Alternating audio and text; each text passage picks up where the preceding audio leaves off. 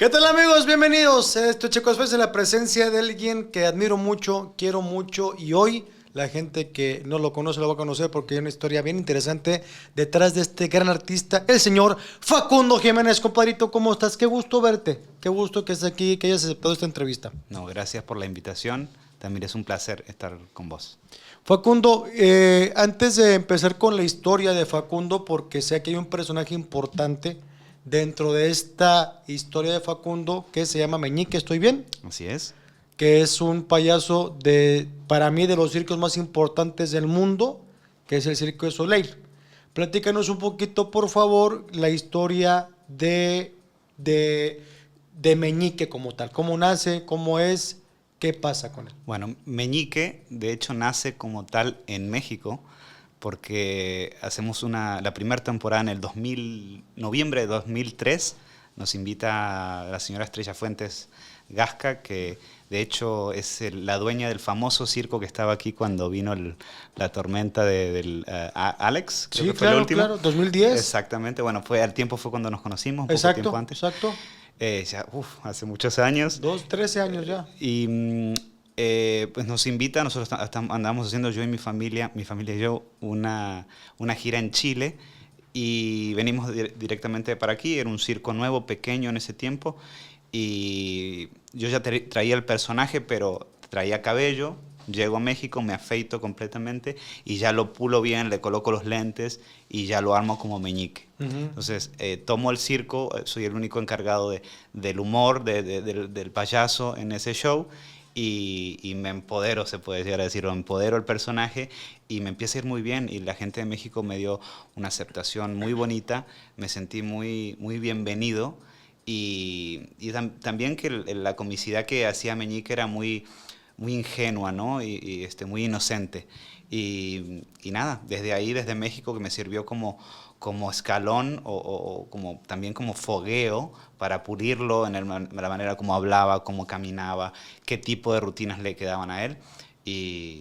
Bueno, el resto es pura historia, ¿no? De hacer mis audiciones con el Cirque du Soleil y ya empezar en giras más mundiales.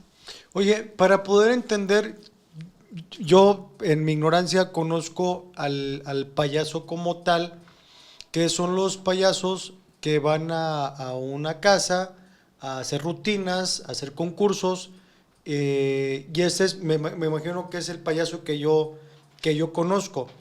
Entiendo que el payaso circense es otra cosa. ¿Qué hace? Porque vaya, yo vi un día, me parece un payaso del Circo Soleil, pero estábamos en Orlando, pero había gente de Estados Unidos, había gente de Arabia, había gente de todas partes del mundo, y era un payaso mudo que solamente con el hecho de presentarse y hacer su rutina nos hace reír a todos. ¿Qué pasa con Meñique? ¿Hace lo mismo? Fíjate que si hablamos en términos de la palabra payaso, palazzo, pagliaccio, Piero, que son términos de cuando inicia esta imagen, por así decirlo, como la conocemos hoy en día, al payaso, hace muchos, muchos años en Europa, si no mal recuerdo, en Italia, eh, cuando inicia la máscara y la comedia, ¿no? La comedia del arte. Entonces estás hablando de hace muchísimos años atrás. Entonces durante el tiempo se empieza a popularizar ese payaso, empieza a ganarse el corazón de muchos países, y se empieza a ramificar y se empieza a adaptar a cada lugar donde va ese personaje del payaso. Entonces,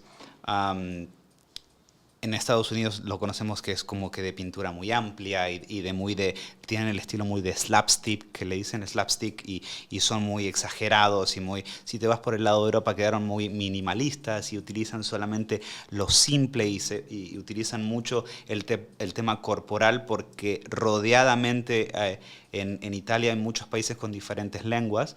Entonces la mayoría de los payasos elimina el habla para ser más físicos, y si te vas por el lado de Latinoamérica somos más dinámicos, si te vas por el lado, por ejemplo, de Chile, los Tony payasos que le dicen, son más musicales y son muy dinámicos y muy de gritar y del baile. Y en México Y, bueno, hablando un poco aquí del tema regional, el payaso se vuelve un poco más como em, animador, un Ujú. poquito más amenizador, un poco más de si te haces para una fiesta infantil que cortan el pastel y a ver dónde está el cumpleañero, venga para aquí, ay la mamá y el papá y hay chistes de por medio. Entonces se va volviendo más que nada entre una presentación de inicio a fin hacia un espectador. El performance del payaso de fiesta infantil es más de comunidad y es más relajado y es más leve, no es tan de inicio, apertura, desarrollo, pico, nudo, final, ¿no? Entonces, quizá el regio o la gente de México está muy acostumbrado a ese tipo de payasos, ¿no? Que Ujú. es el tipo de payasos de piñata o también el de televisión, que el de televisión teníamos uno muy querido, por ejemplo Cepillín, Ujú. que era el tema de las canciones y animaciones, ¿no? Y juegos televisivos. Y también sacándolo de la televisión en los eventos que hacía él, ¿no? Entonces, hay por todos lados, hay payasos incluso que hoy en día hay muchos populares, que es el tipo de payaso más maduros, más para gente adulta, ¿no? Y pierde un poco la inocencia, ya no hay inocencia. Y pues muchos payasos dicen que en el momento que pierden la inocencia ya dejas de ser payaso, pero bueno, yo lo llamo aceptándolo, ¿no? También porque está dentro de la comunidad y es lo que la comunidad quiere y aplaude y paga para ver, pues también es parte de. Entonces es un payaso eh, específicamente para los adultos. Ujú. Entonces Mañique podemos llegar a decir que entra en el rubro un poco más europeo. Quizá también por eso me fue muy bien acá en México, porque mis referentes eran europeos. Y mis referentes también venían de la televisión antigua, como Buster Keaton, como Charles Chaplin, alguno más moderno televisivamente, como Andy Kaufman de Estados Ujú. Unidos. Ujú. Entonces empecé a tomar referencias, cosas que me gustaban, actores que me gustaban a mí, y empecé a formar, ¿no? A limpiar ese personaje que quedó como Meñique. Quiero entender que, ojalá la pregunta no sea, a ver si me voy a entender. El payaso nació para hacer reír. Ujú. Ese es como que vaya, la primera línea. O sea, no hay Exactamente. un payaso que tú veas, a lo mejor salvo Garrick, hay una historia ahí, Ujú. pero los payasos salen a escena y hacen reír. Pues la risa no es fundamental, más bien es el personaje que ocupó ese lugar de hacer reír, pero también el payaso puede crear otras emociones que no solamente son risas, Ok. sino nostalgia, ¿no? Incluso la tristeza de encontrar un payaso que quizá no puede ser el exitoso o no puede llegar a ser ese personaje, ese héroe, pero al final del todo, entre tropiezo y tropiezo y fracaso, que eso sí es fundamental del payaso, el fracasar.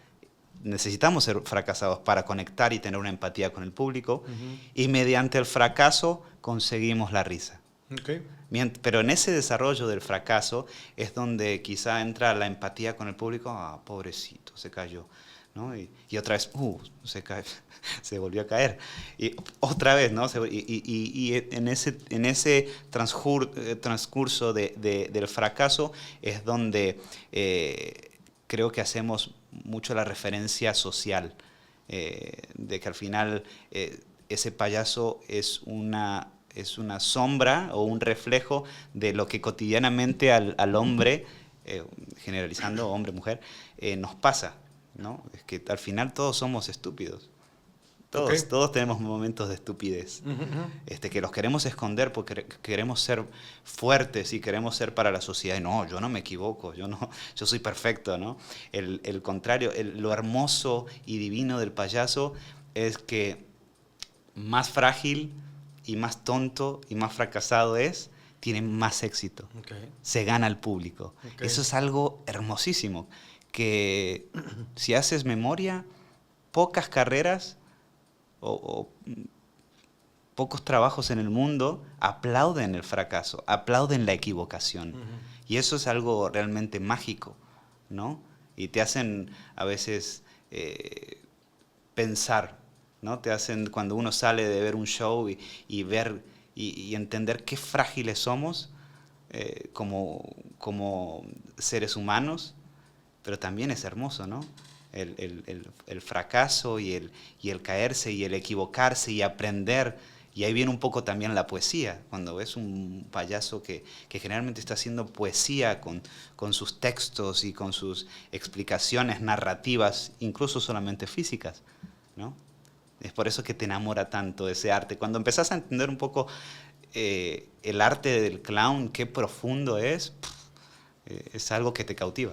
Yo siempre he admirado a los payasos, a mí me gustan los payasos y yo he hecho un par de intentos de ser payaso, pero la pregunta es, ¿se nace para ser payaso o en el transcurso te puedes hacer payaso? Yo creo que debe haber de todo. Mucha gente, muchos colegas dicen, no, no puedes hacerte, tienes que nacer payaso. En- no lo sé, realmente. Yo me acuerdo cuando era chico, era terrible, ¿no? El aspecto de que me encantaba hacer reír con estupideces a mi familia, ¿no? Y ellos, mi mamá, mi papá fueron mis primeros espectadores, ¿no? Y esperaba a la hora de la comida para, no sé, para ponerme algún brócoli o de jugar con la zanahoria y comer y, ¿no? Atragantarme y, era broma, mamá, ¿no? Y hacerlos reír. Pero no tenías la idea de ser payaso. No, no O sea, no porque era, no. no había una referencia de que "Ay, me voy a pintar". No, no, porque en ese tiempo el circo todavía no venía a mi vida. Mis papás compran un circo cuando yo tenía 8 o 9 años y yo hacía esto desde los 5 o 6, Ya. desde muy chiquito. Y cuando compran el circo, antiguamente mis papás eran bailarines del Circo Tiani y de otros circos, Circo Jovanovich en Argentina, y, ellos hacen negocios en el sur de Argentina, en Chubut, es donde nacemos todos los hermanos, 2 hermanas, 2 hermanos, y invierten todo su dinero en comprar un circo, una carpa de circo y y todos nos vamos en gira. Y cuando yo entro al circo, lo que primero veo son los payasos y me quedo enamorado ¿no? Desde chico, la atención de los enanitos de oro, me acuerdo. Y incluso Tony, bueno, que ya no está aquí, ya partió, me regaló mi primera nariz. Okay. Y ellos eran muy famosos en el Circo Rodas, un circo famoso en Sudamérica, y le decían los enanitos de oro, ¿no? Okay. Y él fue el primero que me regaló mi nariz roja. Fue muy significativo, de hecho, en honor a él, mis primeros años, yo me llamo Tony, como él. Okay. Y bueno, ya luego le doy un poquito más de forma, era un niño, ¿no? Aprendiendo a jugar en esta carrera de payaso. Ok, quiero crear un preámbulo para más o menos darnos, la gente que no te conoce, saber quién eres o sea, quién eres, ¿no? Un tipo muy importante en esta industria. Pero quiero platicar un poco, antes de llegar ya a la cuestión del oficio. Facundo Jiménez, obviamente nace en Argentina. ¿En qué parte de Argentina? Nací en Comodoro Rivadavia, Chubut. Le dicen los pingüinos. Ok. Para que tengas una idea. O sea, ¿está cerca de la Patagonia? Sí, Okay. totalmente. De Chubut, en el sur, mucho viento, es la ciudad del viento. No puedes escupir porque ¿Te regresa la saliva? Ok. Sí, está tremendo. Y desde muy chico, bueno, salí y empezamos a hacer, como te dije, giras en Argentina con mi papá, mi mamá y mis hermanos. Y de repente empezamos a mejorar y a crecer en el tema artístico. Mi papá dejó de ser dueño de circo y nos transformamos en artistas. Y la empezamos a girar y bueno, fuimos a Chile, de Chile nos pasamos a Bolivia, Perú, pero luego fue a México y después de México pues yo seguí solo, ¿no? En mi gira por el mundo. Nace en Argentina, en Chubut se llama. Así es la provincia de Chubut. Y quiero, a ver si te acuerdas, antes de los 8 años que tus papás adquieren el circo, ¿de qué te acuerdas? ¿Cómo era tu infancia?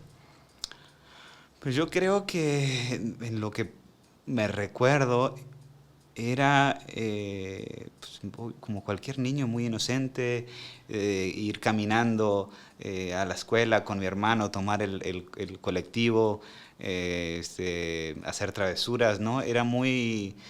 pero fíjate que desde que entro al circo es cuando mi memoria empieza a recapitular toda la información y me acuerdo desde el momento que inicié en el circo, de los 8 para atrás, era como que todo muy plano. ¿Qué edad tienes hoy? Hoy tengo 38. 38. Hace 38 30 años que eres circense. Exactamente. Ok. Sí, 30 años y de payaso ponle 25 años. Ok.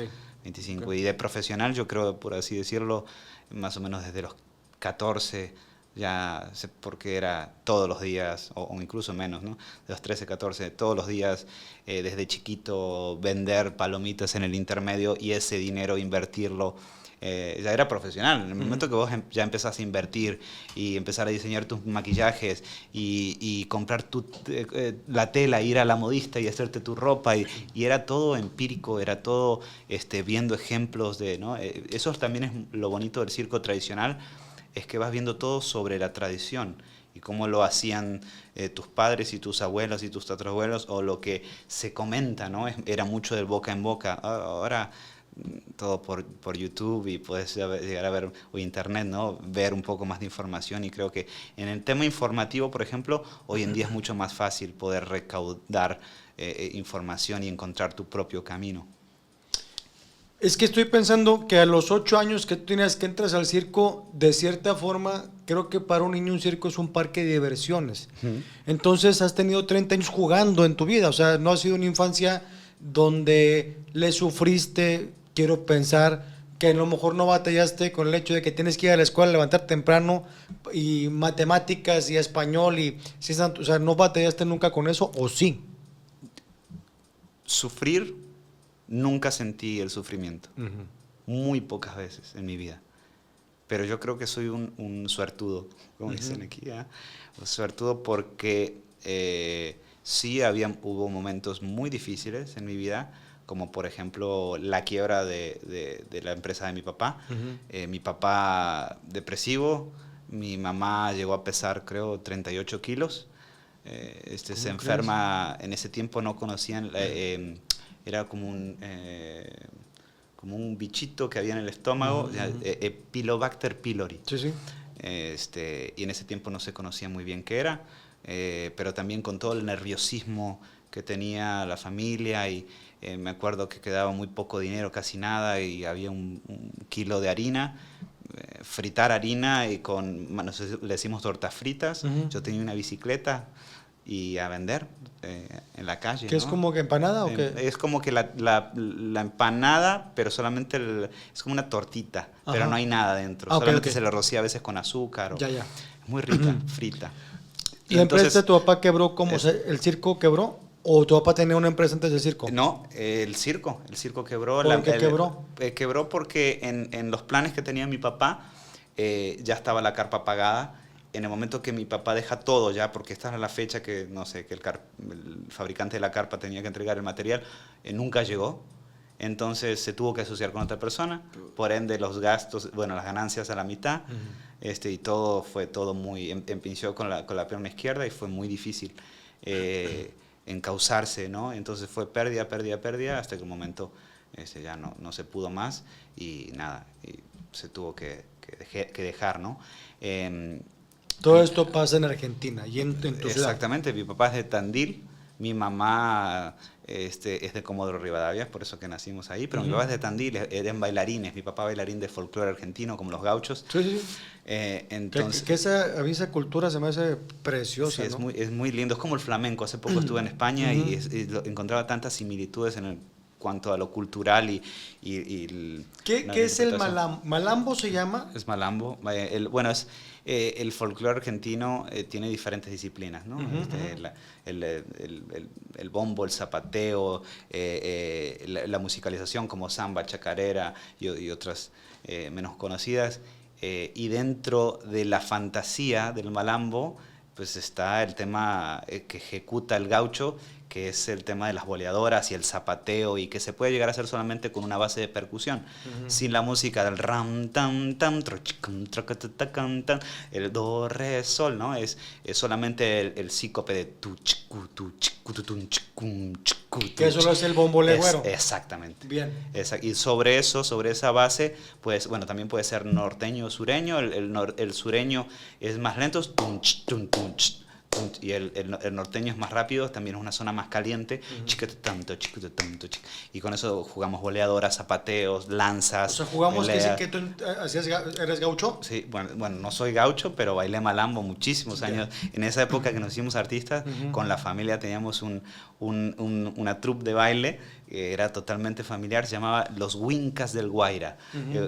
Creo que es mi papá le puso así un nombre de por ahí del sur, me imagino algún nativo. Tengo entendido, digo, no sé, y vaya, es algo que he medio leído, pero sí todo este tipo de cosas de los gauchos, de las boleadoras, del bombo, viene de cierta forma como de guerra, ¿no? O sea, viene como de peleas. Las boleadoras tengo entendido que eran, no sé, para cazar animales o también para de repente tumbar a un güey. Pues posiblemente, posiblemente sí. Porque son unas bolas de acero que pegas contra el Sí. piso cuando bailas. Sí. Pero Son de piedra, Ajá. pero con las que bailamos son, o sea, ¿sabes el baby foot, el metegol que le decimos nosotros? Sí, sí. Bueno, esa misma piedra se encuentra en material que no se desgasta, porque le pegas a la madera y se va desgastando, uno que no se desgasta, y con eso tiene un muy buen sonido. Con eso utilizamos para... Y el bombo legüero, según me explicaron que se llama legüero porque se escuchaba a leguas, o sea, es decir, Oh. o sea, creo que la medida de distancia antes en Argentina Ok, era la legua, que no sé cuánto mida, ¿no? ok. Es que es metro, milla, Sí, sí, legua. sí, sí. Entonces que se escuchaba a leguas porque de repente el bombo era, ahí van estos güeyes, ahí van los, no sé, a lo mejor los indígenas, Exacto, indígenas, sí. o ahí van para allá, entonces era una forma como de alerta hacia el otro pueblo que lo iban a invadir. Muy posiblemente. Y también bueno, está la mezcla también española, ¿no? Que llega a colonizar y, Sí, claro. y trae la guitarra y un montón de otras cosas que al final la cultura se va mezclando, Sí. ¿no? Y va teniendo, eso es lo bonito también, que las culturas a veces se van fusionando, igual que el idioma, ¿no? Sí, claro. Entonces, otra vez vámonos para atrás, la empresa de tu papá quiebra, empiezas tú a vender esas empanadas riquísimas de azúcar Las para tortas fritas. No, digo...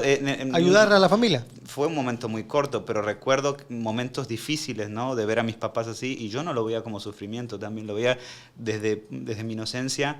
Pues bueno, hay que hacer, hay que ir a vender, vamos, ¿no? Okay. Tengo que vender en la calle y salgo, Bien. ¿no? ¿Ahí qué edad tenías? Y yo tenía creo que 9, Estabas muy chiquito. 9, Estabas 10. Y así también, luego de ese tiempo, tomamos la decisión de irnos a Córdoba, donde tengo muchísimos amigos y mucha gente piensa que soy cordobés. Pero bueno, es cuando vamos a Córdoba, empiezo a estudiar un poco en la secundaria. Mi familia, por ejemplo, pone un negocio con las cositas que le habían quedado de circo, las vende y se pone un multirrubro, que decimos nosotros, como un negocio, como un Oxxo, pero donde venden cartucheras, lápices, sándwich, cigarrillos, ¿no? O sea, como abarrote se llama. Exacto. Aquí, algo así. Sí, como un Oxxo. Muy bonito, muy bonito. Lo hicieron poniéndole mucho amor. Esto en Córdoba en ya. En Córdoba. ¿Y por qué se fueron a Córdoba? Porque mi abuela era, vamos a decirlo, hoy en día se puede decir y no quedas como un loco, pero era como vamos a decir, como una chamán, se puede llegar a decir, una maestra de meditación que tenía un grupo. Y dentro de esas sesiones que tenía ella de meditación, ella recibe la información de que quiere o tiene que ir a un punto energético, que era Córdoba. Y Córdoba es un punto que tiene mucha energía por el tema de las montañas. Ok, ¿no? ok. Entonces... ¿Es parecido a Monterrey? Es muy parecido a Monterrey, Okay. geográficamente. Sí. Muchos lagos, muchos montañas, muchos ríos, muy bonito. Entonces vamos a seguirla. Perdón, Sí, para adelante. entender la geografía, o sea, primero, ¿la mamá de quién? De mi mamá. De tu mamá, era la chamana, ¿verdad? Sí. De esta ciudad sureña, que no me cuesta decirlo, de donde Chubut. naciste. Chubut, perdón. Mi abuela nació en Chubut también, Okay. pero cuando ella decide irse a Córdoba, ya tenía años ahí en Córdoba, Mi Ok. tía también se fue para allá. ¿Qué distancia es de Chubut a Córdoba? Estás hablando que Córdoba está en el centro del país Ajá.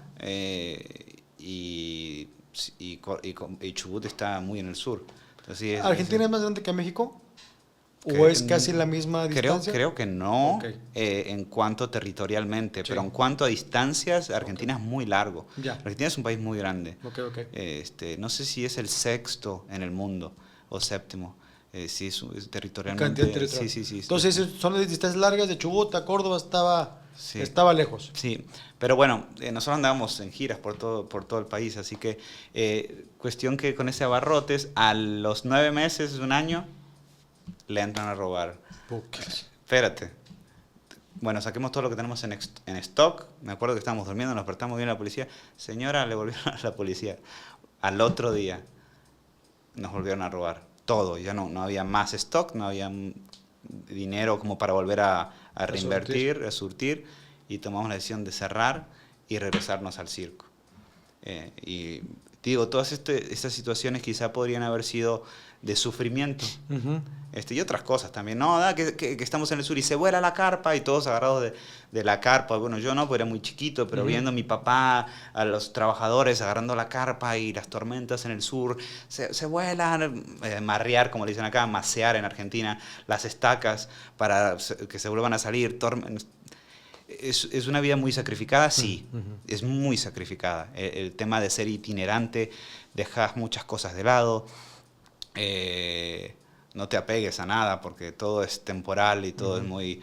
Entonces al final te quedas mucho con la experiencia, te quedas mucho con tu arte, te quedas mucho con el tema de la artistía, digo, que parezca un cliché, te quedas con esa interacción con el público, esos aplausos, el generar, el armar algo, el coser tu ropa, tu vestuario, la música, la iluminación, el maquillaje, presentar algo para el público, que te aplaudan, sacar unas chirolas, un par de monedas para poder sobrevivir y seguir. Muchos años hicimos escuelas, haciendo escuelas de una escuelita a otra escuelita y así tocó. Y bueno, después de muchos años en México nos dio, por eso que estoy muy agradecido de México, nos dio una estabilidad. Yo estoy enamorado de México y yo me siento que ya soy parte mexicano. Mi esposa es mexicana, mi hija es mexicana, vivo en Monterrey, aquí está mi casa, mi hogar, no mi casa, mi hogar. Y viajo por todos lados, ¿no? Por todo el mundo, pero cada tanto regreso y acá está mi lugar, ¿no? En el mundo. ¿Cómo es? Cierran los abarrotes, tenías 10 años más o menos, Ajá. y se va al circo, obviamente no como empresario, sino como empleado de algún circo. Uh-huh. ¿Cómo sucede esto? ¿Hicieron casting o No, eran tan conocidos que vénganse no, para acá? no éramos para nada conocidos. Mi papá se quedó siempre con 3, 4 atracciones para niños. Mientras estaban los abarrotes, que lo atendía mucho mi mamá, mi papá en una pick-up azul, siempre me voy a acordar de la pick-up esa que nos acompañó por todos lados. Ahí él ponía un carrusel, una calecita, le decimos en Argentina, y 2, 3 un colchones inflables. Okay. Entonces con eso hacíamos fiestas infantiles. Bien. Entonces cuando tomamos la decisión de regresarnos, yo dejo la escuela y ponemos esas atracciones frente del circo. Bien. Teníamos 2 trailers, un trailer creo, y lo poníamos en el frente del circo, hacemos negocio con el dueño del circo, el Circo Fox, me acuerdo, bueno, en ese tiempo no se llamaba Fox, tenía otro nombre, bueno, el señor Manolo Allende. Y nos da la oportunidad, entonces la gente que venía pagaba el boleto del circo y entraban a las máquinas de atracción del frente, infantiles, y veían el show. Entonces mientras pasaba eso, durante las mañanas y las tardes nosotros ensayábamos. Y yo me puse a ensayar trapecio, mi hermana se puso a ensayar cuerda, mi hermana menor, mi hermano empezó a ensayar malabares en ese tiempo. Entonces y ahí nos fuimos curtiendo. Y de repente nos dio lo suficiente como para dejar guardados esas máquinas y ir como artistas, ¿no? En el circo del señor La Mensa. Te digo que todos mis recuerdos están vívidos. Y fue toda una aventura y empezamos a trabajar solamente como artistas y desde ahí nunca paramos, mejorando ropas, mejorando vestuarios y mejorando también empresas, ¿no? Hasta que... Sí. Perdóname, o sea, antes de ser meñique, antes de todo esto, le sabes a todos los números del circo, o sea, eres trapecista. Hice trapecio, no soy Hice- trapecista, Ah, hice trapecio ¿qué hasta... diferencia hay entre hacer y ser? Me imagino que como todo, si hubiera sido muchos más años y hubiera tenido un nivel superior al que tenía y me podría haber sentido de que sí era trapecista. Sí hacía algo muy humilde y digo, sí me quedó el aspecto técnico de escalar, de subir, de trepar, le decimos nosotros la cuerda. Ujú. Además que soy una persona muy delgada, entonces hacer posiciones, planchas, atrás, adelante, faciales, y un montón de planchas ahí. Y Perdón, ¿qué es la plancha? planchas son posiciones donde tú agarras la barra del trapecio Ujú. y colocas el cuerpo así completamente. Ok. O pasas tus piernas hacia plancha atrás, Ya. o hacia el costado, o hacia adelante, o Que se este, requiere muchísima fuerza en el sí, abdomen, en brazos, sí. para poder aguantar. Y eso sí tenía mucha habilidad porque era muy delgadito. Ujú. Entonces, y es algo de que ahora de grande, porque me ha gustado seguir haciendo ejercicio, mantengo muy bien. Bien. Una vez que lo aprendiste, yo me acuerdo que en el tiempo que me enseñaban trapecio, te agarraban con una varita, con una varita y te daban, ¿no? Punta de pie, ¡pa! ¿No? Caminar alrededor, ir corriendo alrededor del circo con tapitas de Coca-Cola en los talones, porque si apoyabas los talones te dolía, entonces tenías que caminar en punta de pie para que el El chamorro, chamorro. como le dicen ustedes, Ajá. las pantorrillas te crezcan, ¿no? Y todo este tipo de cosas. Y yo tenía 10, 11 años ya, no, tenía un poco más cuando empecé el trapecio. O sea, es de cierta forma medio rudo el entrenamiento del circo. Sí, sí, Pero, y es muy constante. Vos para ser bueno en lo que hagas tenés que ser, y por eso, por ahí vienen los sacrificios. Ujú. Pero digo, sufrimientos, volviendo al sufrimiento, nunca. No. He tenido una vida quizá inocente en el aspecto de poder emocionalmente meterme en ese aspecto de sentir el sufrimiento y el dolor, de que no hay para comer o que se nos rompió la camioneta y no tenemos gasolina y el calor y la tormenta y que ay, me caigo y me rompo el brazo y no las típicas Ujú, que ujú. o estar en un lugar muy alejado con un circo y que el circo pues te dice hasta aquí llegamos y de esas muchísimas mi brother, muchísimas en mi vida, o sea, estoy curtido, Ujú, ujú. curtidísimo. Entonces ahora todo esto de lo que me ha sucedido de grande son puras bendiciones, ¿no? Ujú. ¿Cuándo te consideras así circense, así ya de oficio? Eso es algo loco, ¿no? Porque para los del circo, y eso sí lo sentí, nosotros éramos los foráneos. Ujú. Pero una vez que entras al circo y te mueves de tu ciudad, ya eres cirquero. Ok. Bueno, artista Circense. circense, pero en ¿Por qué, perdóname, por qué está mal dicho decirle cirquero? Porque dicen que es peyorativo el decirte eres cirquero, ¿no? pero si lo dice uno dentro del ambiente de circo lo dice, yo soy cirquero. Ok. Y vos lo puedes decir, sí, yo soy cirquero. Pero quizá hay gente que se ofenda. También eso A ti. a mí Ujú. perdón, me la suda, ¿no? Ujú. En el aspecto de que sí, ¿no? El tema de ofensas y el tema de yo me siento cirquero, me siento circense, me siento artista.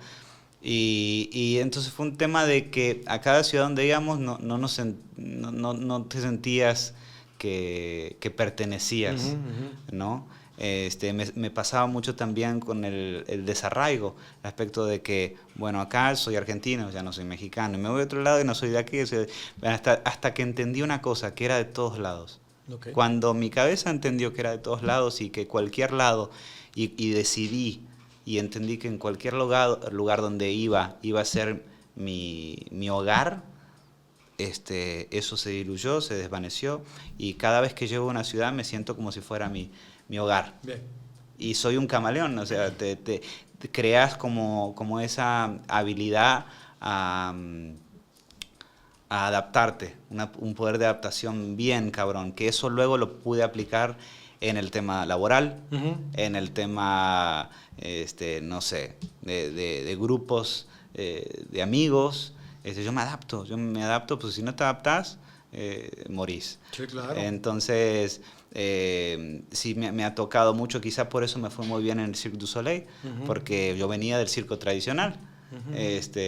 Y cuando entro al mundo del circo contemporáneo, tenían diferentes formas, diferentes técnicas para hacer cosas de diferentes, y enséñeme. No hablaba inglés para nada, para nada. Entonces, enséñenme. Y todo lo que me podían enseñar, primero fue un par de meses con traductor, y con los oídos bien abiertos, dejando el ego de lado, no, que en el circo lo hacemos así, no, que nada. Tener sí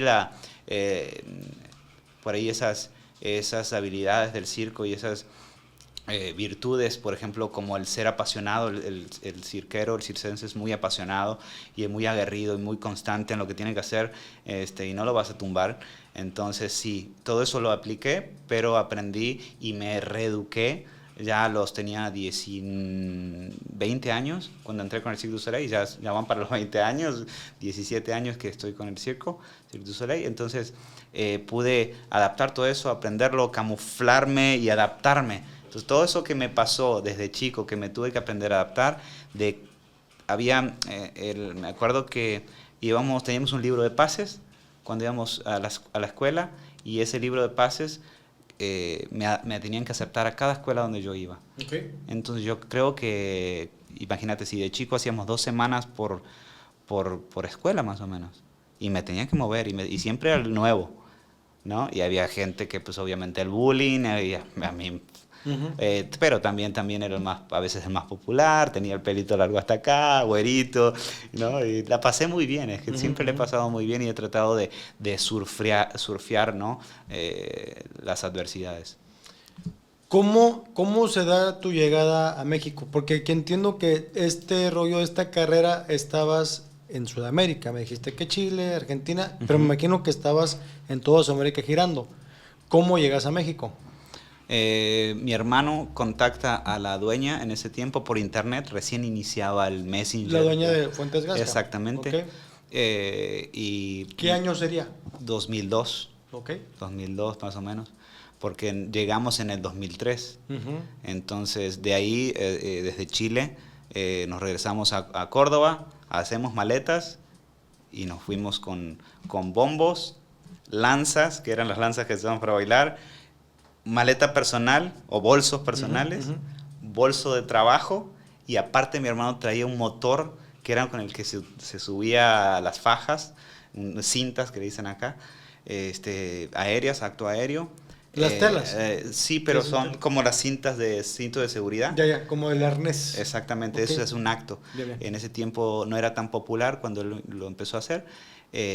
Y así, sin permiso de trabajo ni nada, ¿no? Llegar así, y el de migración, ¿qué vienen? Venimos a un intercambio cultural. Y tuvimos la oportunidad de trabajar, ya que obviamente que empezamos a trabajar aquí, ya antes los papeles se hacían de otra manera, y apenas pisamos aquí, ya la dueña nos hizo los papeles, FM3 en ese tiempo. Pero bueno, ahora no. Ahora ¿A dónde llegaron? ¿A Monterrey directo o llegaron a México primero? No. ¿A qué ciudad llegaron? Llegamos a México. Ajá. Y de México empezamos los papeles, pero nos subimos a un camión que paraba pueblo por pueblo y nos fuimos hasta Culiacán, Sinaloa. Un calor. Y me acuerdo que en varios pueblos la gente subía con gallinas. Sí. Entonces digo... chingón la experiencia, ¿no? De poder haber vivido todo eso y saber también por ahí carencias o por ahí también las incomodidades, porque sí puede haber incomodidades, para poder apreciar cuando tienes comodidad. Quiero entender que el cirquero o el circense tiene que ser aventurero ya como de espíritu, ¿no? Y también creo que tienen una gran ventaja, porque si eres buen circense, de repente puedes llegar a pedir trabajo, que no te conozcan, haces tu acto y te puedes quedar. O sea, sí, de cierta forma tienen trabajo en literal todo el mundo. Puede ser.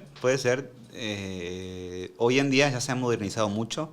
Ya se ha modernizado tanto que, mira, yo me acuerdo que cuando inicié en México...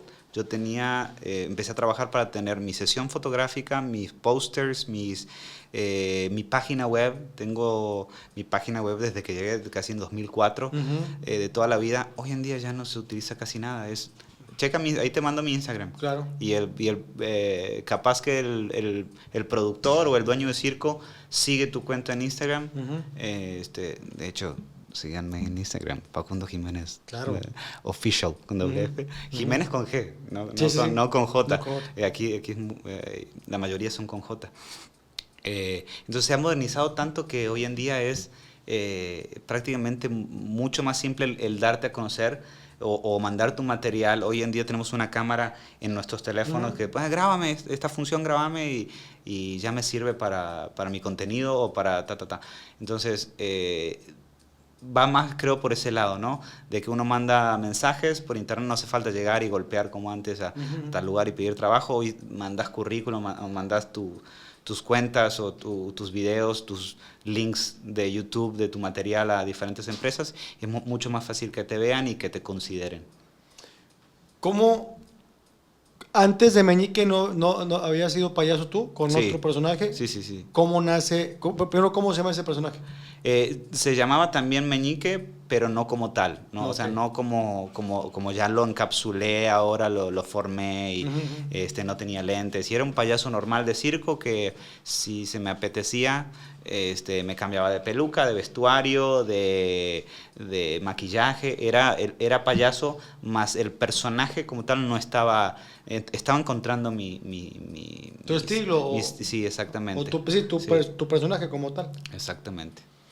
Y Meñique, ¿cómo nace? O sea, el antes de este Meñique. En el circo Servián hacían una rutina, la típica rutina de los payasos, de rutinas de box.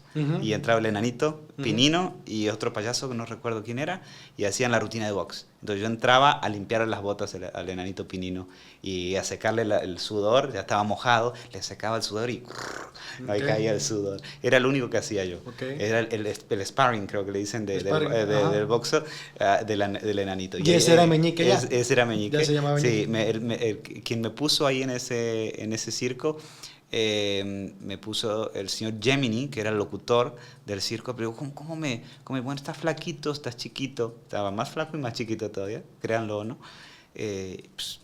Mira, Meñique, pues está chiquito, flaquito. Y quedó Meñique. Quedó padre. Sí, quedó Meñique. Y luego cuando llegó a México, para intentar, me afeité, como 2-3 años, me afeitaba la cabeza. Era pelón, Meñique era pelón. Okay.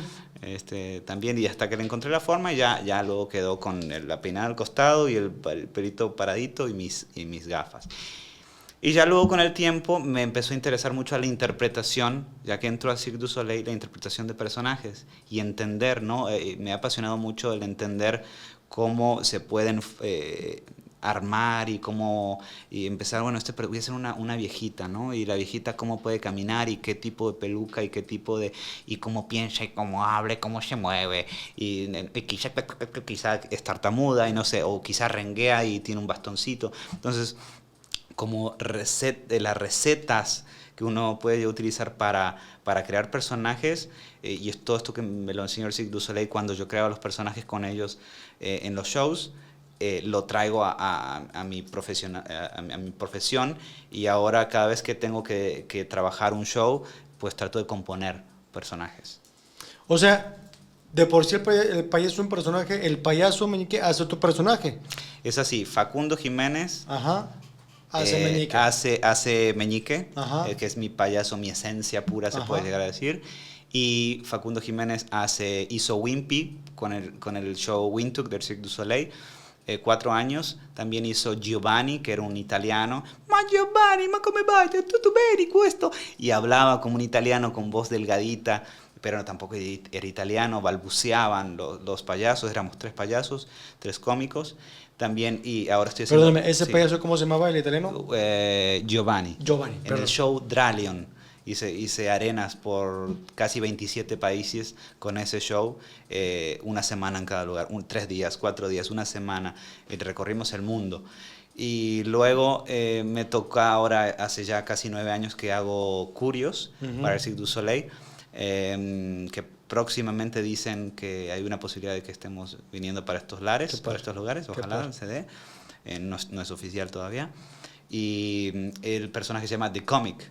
Es el cómico del show. No tiene un nombre de pila, se puede llegar a decir. Es The Pero Comic. está pintado. Sí, Ok, siempre pintado, pero el personaje es un tipo vendedor de autos que quiere vender y quiere convencer a la gente que ahí hay un espectáculo y presenta el circo, como el circo de la pulga, el circo que las pulgas saltaban, Sí. pero es el circo invisible.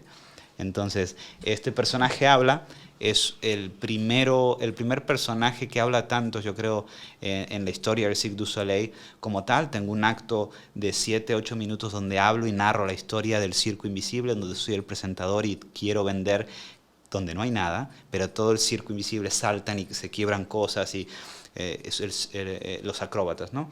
Y hago la presentación, también el opening del espectáculo y... Todo esto es en inglés. No, depende. Esa es la pregunta que te quiero hacer. Depende. Si quiero empezar que has ido a la India. Sí. Ahí... Hasta ahora hemos ido, bueno, en Estados Unidos, Canadá y Australia lo hicimos en inglés, en Japón en japonés, en Italia en italiano. Y ahora próximamente que me va a tocar hacer una ciudad de Bélgica donde hablan francés y París. Va a ser en francés y regresando, que ya creo que de aquí a poco van a hacerlo oficial, si volvemos a Montreal también va a ser francés. En Múnich y otra ciudad de Alemania solamente va a ser inglés, no va a ser alemán. Bendito Dios.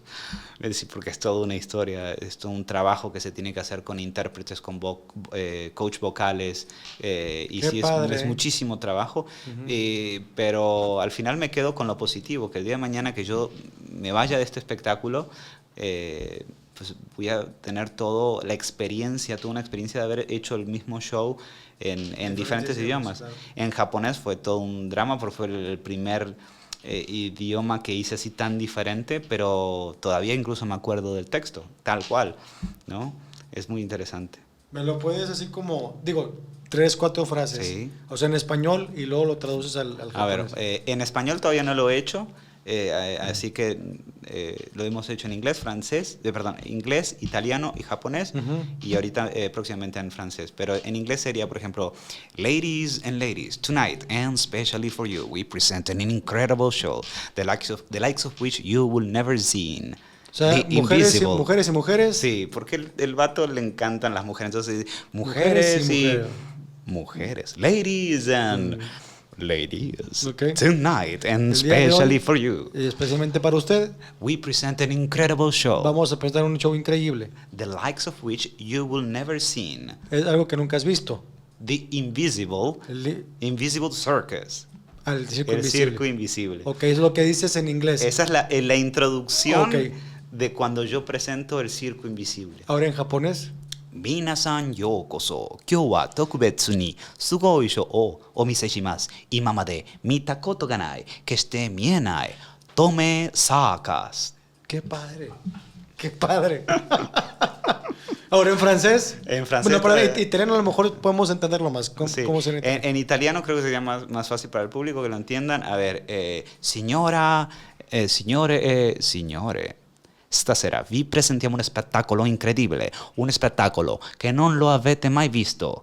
Il circo invisibile. Primo atto. Il primo ed unico monociclista invisibile, Yorick. Guardatelo, guardate quei muscoli piccini. Y lo presentamos, ¿no? el acto del monociclista. Ahí está, Yorick. Mírenlo, qué músculos pequeñitos. Es muy interesante. Cuando uno agarra el sabor de la interpretación y de pronunciar, y fíjate que el tema de la B y de la V, cuando hablas en español no es tan importante, pero en otros idiomas es súper importante porque puede ser otra palabra. También el acento fuerte de argentino, que ya se me ha ido bastante. Sí, se me ha ido bastante a comparación de lo que hablamos, ¿no? Sí, se escucha argentino más neutro, como si fueras de la capital, ¿no? O sea, quiero entender que entre más cerca del centro va perdiendo ese acento, ¿no? Depende. Yo diría que el más neutro es el del sur. Porque, por ejemplo, en Córdoba hablan todo así, no, ¿qué así, culia? ¿Cómo anda ahí? No, terrible. vamos ¿Los a bailar. porteños cómo hablan? Y los porteños, me imagino, son un poco más así. ¿Qué sí, boludo? No, estás re loco vos. En serio, cállate, pelotudo. Este es un boludo. Y por ahí capaz que el sureño, bueno, y tenés también la gente del mendocino, que es donde están todos los vinos, los riquísimos ahí. Capaz le estoy pifiando, le estoy errando a muchas palabras, porque ya tengo muchos años sin vivir allá. Pero lo que me queda de recuerdo también, el santiagueño es como muy calmado. Y ¿no? Ese es el sanjuanino. Bueno. Ahora, ¿puedes imitar acentos de aquí de México? No. A ver, chilango, digo, capaz que si escucho, pero es como cualquier interpretación, también escuchar y meterte y empezar Porque aquí hablamos de repente bastante golpeados. No mames, carne asada, qué pedo. Y el chilango pues, habla como Sí, que más, sí, como más mi cantadito. cuñado, un saludo a mi cuñado, que mi cuñado es ¿Es chilango. chilanguito? Sí, y tiene por eso, alargan todas las Claro. palabras, ¿no? Es que decimos que hablan como cantado, ¿no? Sí, El de cantadito famoso. así es. Oye, ahora sí, vamos con la parte importante. ¿Qué estabas haciendo el día que te dicen, señor Facundo Jiménez, hablamos del Circo de Soleil y quiero que pertenezca a esta empresa?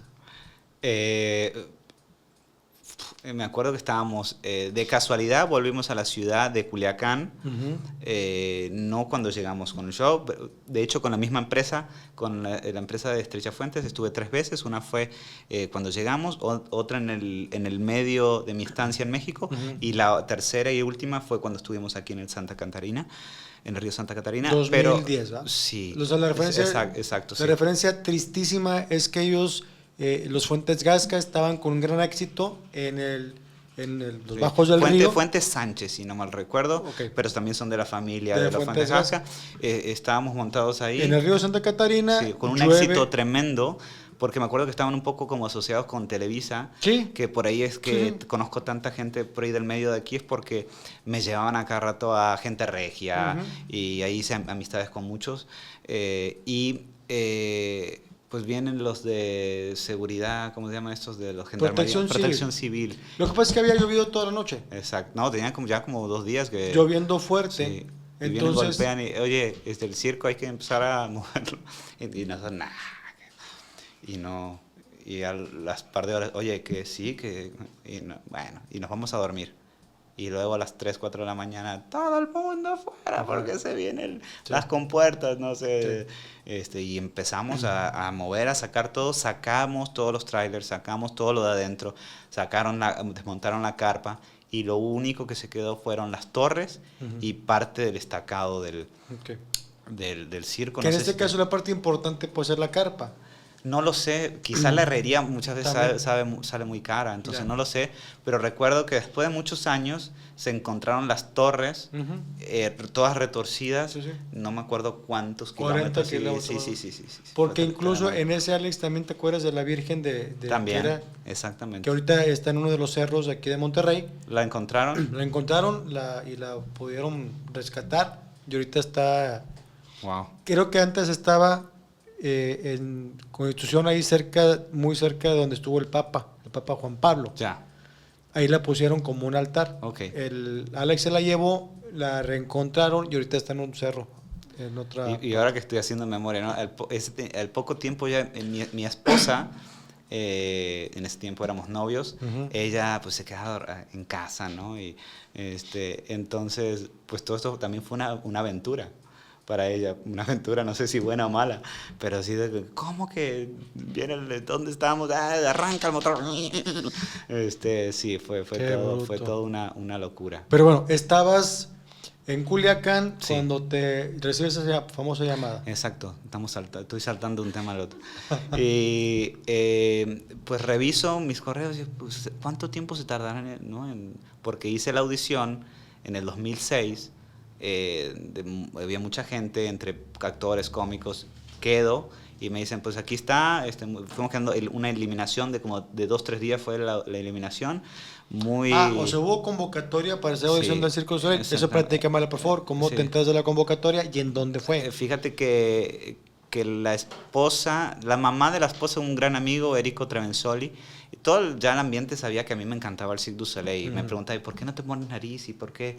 Era todo muy, no, porque mi estilo es más europeo y me gusta el circo, el Cirque du Soleil, era mi sueño, ¿no? Entonces apenas saben de esta audición que la vio por la televisión la suegra de mi amigo, oye, ¿por qué no le avisan a Meñique que acabo de ver que están haciendo audición en... Y yo, ¿de audición? Y me puse a averiguar si era dónde? audición en México. Entonces contrato a un payaso local para que me suplante. Yo estaba en Ciudad de Juárez con el circo de Doña Estrella Fuentes y me tomo un avión y me voy. Me dio chance la señora y me fui a México. Tomé la audición. ¿Te acuerdas en dónde fue? No, No, ok. no, algo cultural era, un centro cultural. Entonces, bueno, quedamos 5, eran, no sé, como 100 personas, no recuerdo muy bien, 100, 150 payasos que iban mandando videos y otros, primero que te aceptaban con el material, entonces ya ibas presencial y ahí se fue eliminando, y de repente solamente quedamos 5, de esos 5 nos llaman a 2. Una actriz muy reconocida, Norma Angélica Díaz, que es una actriz de México, que hace La Casa de las Flores y todo este tipo de series de Netflix y todo eso, y la contratan ella como, bueno, la llaman, la contactan para representar el chamán, es una chamán maga del show, y a mí como el mejor amigo del niño que quería ver nevar, y porque no conocía la nieve, en un show invernal para el Madison Square Garden en Nueva York, un personaje principal con mi primer llamada. Entonces para mí fue abrir mi correo, no había nada, y bueno, me voy a ver si veo el correo no deseado. Veo el correo no deseado y Cirque du Soleil. Queríamos ver si estabas interesado, si tienes libre, si... Claro que tengo. Sí, responder, y lo primero que hice fue, le hablé a mi abuela, argentina, y ella no entendía qué onda, pero le quise compartir en el A la chamana. Sí, Bien. compartirle que nada, que el sueño de mi vida estaba muy próximo a concretarse. Me acuerdo llorando ese momento, y en el momento que se bajaron las cortinas del primer show oficial con público, yo dije, ya está. Ya, si me echan mañana, porque también en las elaboraciones, en las creaciones de los espectáculos puede ser muy duro y pueden hacer muchas pruebas, ya es que dale cuello a este, es que no, sabes que no funcionó, trae otro, es una creación, igual que en una película, Claro, ¿no? claro. Las producciones tan grandes y ellos tratan de ser excelentes en todo lo que hacen. Entonces, estaba muchas veces el tema de quedarme hasta el final, de poder ser o sea, pertenecer a la empresa, de hacer muchos años, de crear una carrera dentro de la empresa. Entonces, cuando se bajó el resto ya fue de más, pero el primer día ese fue de llorar de la emoción de que mi sueño se había materializado. ¿El ensayo fue en inglés o ahí no hay texto? No, en ese show sí había texto, pero cantado. Era como Broadway. Okay. Como que el niño quiere ver nevar. Ya. Y en eso, yo soy el niño y nunca he visto nevar. ¿Y ahí cantabas? No, yo no. Okay. No, canto ni en la ducha. Okay. No, el niño cantaba, eran 3 niños, niños, que cantaban, y la chamana hablaba. Contaba parte del show. Y luego el próximo año readaptaron otra vez el show y ya contrataron niños, adolescentes ya de 18, 19 años, ya que podían parecer niños interpretando al niño, y contrataron una cantante para cantar en el show. Entonces le fueron todavía el siguiente año, adaptaron y quedó también muy, muy bonito el show, pero yo siempre fui el cómico personaje gracioso, que era el mejor amigo del niño, llamaba Wimpy, muy tímido, que le tenía miedo hasta su sombra, y había proyecciones de sombras también que mapeamos de mi silueta, y me daba miedo, y me metía dentro de un tacho de basura, y ese tacho de basura volaba, y venían unos títeres gigantes de perros, que eran 4 o 5 perros gigantes, que eran títeres gigantes, y yo me hago amigo de los perros. Era un show infantil increíble. O sea, todo esto, perdón para yo ubicarlo, es pura mímica. Todo el tiempo fue mímica, en el caso tuyo. En el caso mío, sí. Y decía algunas, wow, oh no, tenía micrófono, pero era puro más sonido que le daba un poco de vida al personaje, pero no había, solamente hacía una línea en el final, que me enamoraba de la princesa, del Wintuk Clown, que era como el Polo Norte y una tribu indígena. Entonces yo me enamoraba de esa princesa y estaba en una montaña y le decía, I love you, I love you. Y me caía de la montaña y aparecía por abajo por una alcantarilla. Okay. Me corría todo y caía, ¿no? Era muy, muy chistoso, el show era familiar. Si tú fueras productor, ¿por qué Facundo quedó y no quedó alguien más? Yo creo, O sea, viendo ese Facundo, yo creo que era muy diferente a todo lo que había en todos lados. Mi corporalidad era muy delgado y mis muecas, y era muy elástico en mis movimientos, y mis brazos muy largos y muy chaparrito, y era muy interactivo, era como un cartoon. Cuando era más joven era muy dinámico. Y en un momento también les llevé un bombo y les dije, pues les quiero enseñar también lo que puedo llegar a hacer haciendo un cambio del personaje. Y hice el gaucho tocando el y con el pelo, ¿no? No tenía pelo, tenía unas pañoletas, porque ya estaba afeitado. Y moviendo, gritando, ¿no? Y haciendo una rutina de bombo legüero. Entonces, en el momento que en la historia pelean con gigantes de hielo, que es como el clímax, el nudo de la historia, el personaje más tímido se revela y empieza a tocar un tacho de basura como Malambo, y yo y la chamán como que rompemos esos gigantes de hielo que eran más masivos, ¿no? Eran gigantes los títeres. Entonces les gustó ese personaje tan noble y tan chiquito, que de repente se transformaba en un guerrero malambero. Entonces cuando me llevan, el primer año hago esa interpretación. Luego los otros años lo ajustamos, quitamos el malambo, lo quitamos, hicimos otro tipo de cosas, otro tipo de peleas más como de lucha con los gigantes, más dramaturgia que baile. Pero pues al final el productor me escogió, yo creo, por eso, por mi elasticidad interpretativa. ¿Cuál ha sido, en este viaje ya de Consolé de 20 años, cuál ha sido la ciudad que más te ha gustado y la que dices tú, no volvería? Es que para que la gente sepa, he estado ya por 43 países o 45. Y ahora este año voy a estar en 2 más que no he estado. En París he estado, en Francia, pero voy a estar en Bélgica y en Alemania. He estado en Alaska, en Estados Unidos, y por ejemplo Punta Arenas, que es lo más al sur que he estado en Chile. Es prácticamente el polo sur, por allá abajo. Y he estado, no sé, te decía que he estado en Culiacán, en Nabolatos, trabajando con los shows pequeños, y Sinaloa. Entonces he estado por muchos lugares, y si tengo que coger un momento, pero yo también creo que es porque la compañía y el ambiente en el que estás en ese momento hacen el lugar. Me caso con mi esposa, nos vamos de gira a Japón, pero no tuvimos tiempo de hacer una luna de miel. Entonces, entre el break, del descanso de Japón, nos vamos a Bali. Y Bali fue increíble porque fue un momento de celebración con mi esposa, y estar ahí, la comida riquísima. Culturalmente no hay una intoxicación de otras culturas, de la globalización del mundo. Es muy puro lo que hay. La comida muy rica, hay el mar, el agua, sí. Perdóname la ignorancia, ¿dónde está Bali? Bali está en Indonesia, si no me recuerdo. Es la parte de Asia. Sí. ¿Dónde fue el tsunami, cerca de ahí? No recuerdo si hubo tsunami. Digo, en 2000 y cacho, 2004, Sí, 2009. ¿Cuándo fue el tsunami? 2009, 2004 creo.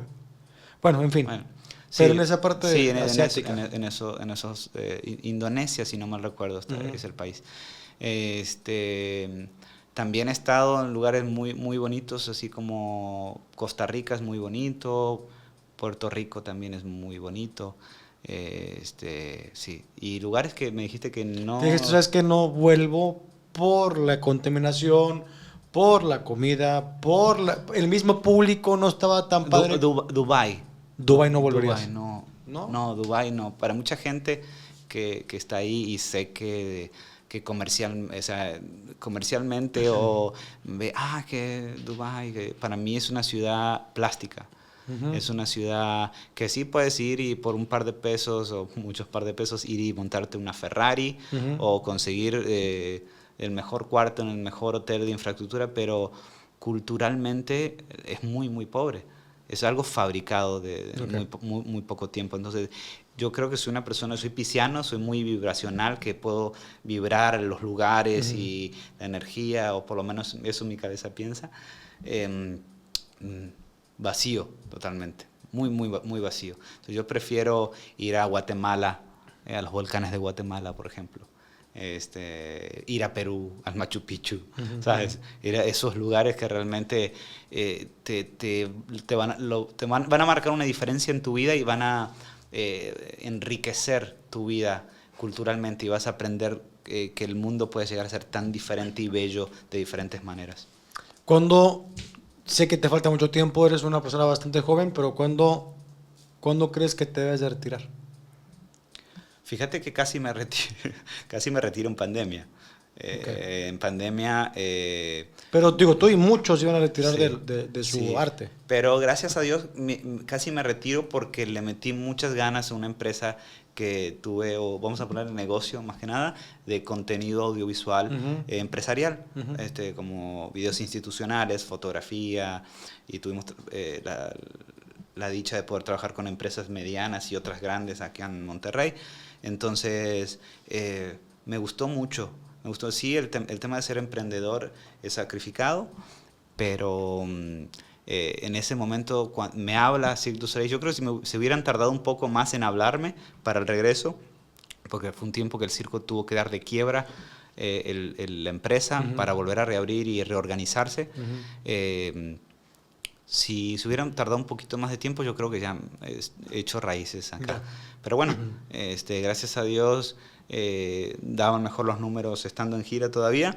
La niña, mi hija, ahora va a cumplir en pocos meses 4, así que todavía tengo un par de años de viaje. Dijimos, bueno, vamos a viajar hasta que la niña ya por ahí tenga que empezar la escuela, ¿no? Ok. Y entonces, hasta ahora el tema del clown, no sé si algún día lo voy a dejar, porque pues ahora no me lo puedo imaginar sin el payaso, pero estoy dedicándome, por ejemplo, ahora al tema de las redes sociales, Ujú. que es generar contenido. Entonces, quizá ahora no necesito una empresa, por ejemplo, para hacer redes sociales. Puedo hacer clown o comedia o sketch en cualquier lugar, con cualquier tipo de contenido, con cualquier tipo de situación Ujú. en la calle o no.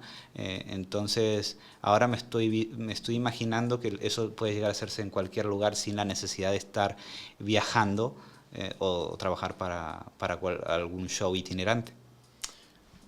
Ya por último, Facundo, yo creo que esta entrevista, ¿tus papás viven? Sí. ¿Dónde viven? Mi papá ahora se encuentra en Monterrey, Ujú. es representante de circos, de espectáculos, y mi mamá está en Argentina. ¿Están separados, Sí, divorciados ya? están divorciados, mi mamá vive en Córdoba, Argentina. Bien. La van a ver y yo creo que por ellos tú estás hoy donde estás. Así es. Directo o indirectamente ellos influyeron para estas. ¿Qué les dirías a tus papás hoy? Porque muchas veces estando enfrente es muy complicado decírselo. Claro. Pero ante una cámara que seguramente te van a ver, ¿qué les dirías a tus papás? Ya se los he dicho muchas veces, pero ellos saben que eh, gracias a las experiencias que nos hicieron vivir y a cómo actuaron en esas experiencias, forjaron mi personalidad. Y me enseñaron y me dieron el ejemplo de ser aguerrido y no dejar que ninguna situación, llámese el huracán Alex, llámese pandemia, llámese que el Cirque du Soleil quebró y me quedé sin trabajo, o llámese nada, va a ser muy difícil que algo me derrumbe. Ujú. Entonces, ellos me hicieron ser un peleador, me enseñaron el trabajo honesto, el ser apasionado y tratar de hacer las cosas lo mejor posibles y siempre dejar un margen para mejorar todavía lo que se pueda mejorar siempre. Y yo creo que eso también me ha llegado a pertenecer a proyectos de excelencia por siempre estar buscando y rascándole en la mejora y el tener goles. Y cuando cumpliste ese gol o esa meta, a ver qué sigue, siempre seguir escalando. Y nada, mi mamá siempre me enseñó el cariño y el amor al prójimo y poder reconocer la bondad de la gente en los ojos de los demás y poder ser un agradecido también de toda la gente, del poder ayudar al prójimo, a pesar que a veces en este tiempo más que nada la gente no lo aprecia o no se da cuenta.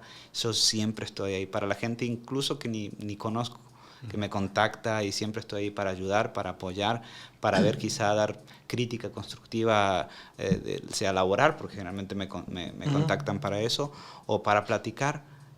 Simplemente por eso soy una persona muy accesible, y yo creo que eso mis papás me lo han dado, ¿no? Siempre ser humilde y siempre tener los oídos abiertos, escuchar, aprender, y nada, y ahora estoy haciendo esa labor con mi hija, tratando del día a día poder pasarle esas virtudes que mis papás me enseñaron, ¿no? El que todo se tiene que también hacer con una pizquita de esfuerzo. Mi papá me enseñó mucho eso del tema del trabajo. Entonces, nada, siempre estoy muy agradecido y saben que los amo con todo mi corazón. Gracias, Facundo, por esta entrevista, de verdad, es un placer y orgulloso de ser tu amigo, de saber que estás viajando, que estás trabajando en, para mí, una de las más importantes empresas de entretenimiento en el mundo, y que seas, que pertenezcas ahí, me da mucho orgullo, de verdad.